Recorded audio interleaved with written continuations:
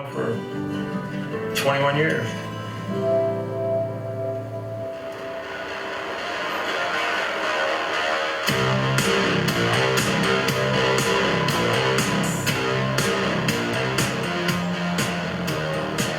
I grew up here in Harlem. I guess my childhood was kind of uncanny, but like similar to every other kid.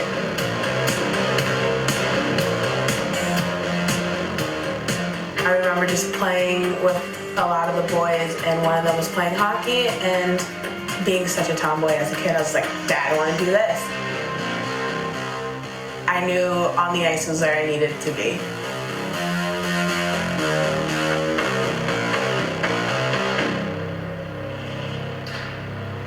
My name is Sydney Kinder. I'm from Harlem, New York, and I coach youth hockey. I don't know a lot of women of color that play hockey. We're few and far between, so it's always a nice and friendly face when you do see someone of color like playing your sport. Ice Hockey in Harlem is a non-for-profit program located in Harlem, and it's really just getting inner city kids to play such an unfamiliar sport to Harlem. I think I was about 7 or so when I joined the program. Hockey is just so predominantly like for more privileged people in terms of the access to the gear and the ice, that kids will never really know that this could be something they want to do. So Ice Hockey in Harlem bridges that gap for them, and it bridged that gap for me. I aged out of Ice Hockey in Harlem and became the first person to play college hockey from it. There is the man who broke the color barrier in the National Hockey League 50 years. A couple years back, I remember dropping a puck for a Willie O'Ree event.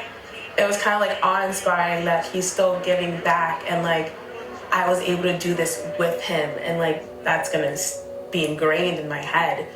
Trying to think of what he went through and the things that he had to hold his chin up to and kind of power through. To think of kind of the prejudice people would give someone who just wants to play a sport. Life just shouldn't have been that unfair or that ugly. Segregation is not as long ago as people think. It's not just a chapter in a history book. Like, it's still present.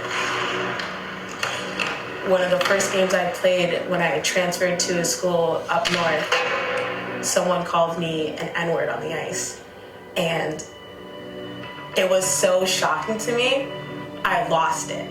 And like, that's then another, how do you react? Then do you go with class, or do you want to fight back? And then you're just caught between a rock and a hard place.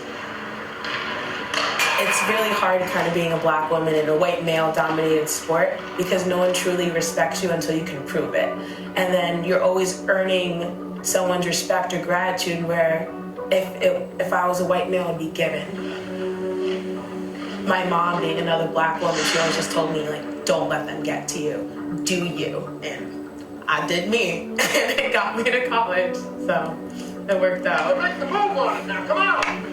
That's what I learned in all my interactions with Willie. This man has done so much for the sport, and look at any person of color who's in the NHL. Willie was the stepping stone for everyone to prosper, because representation is so important.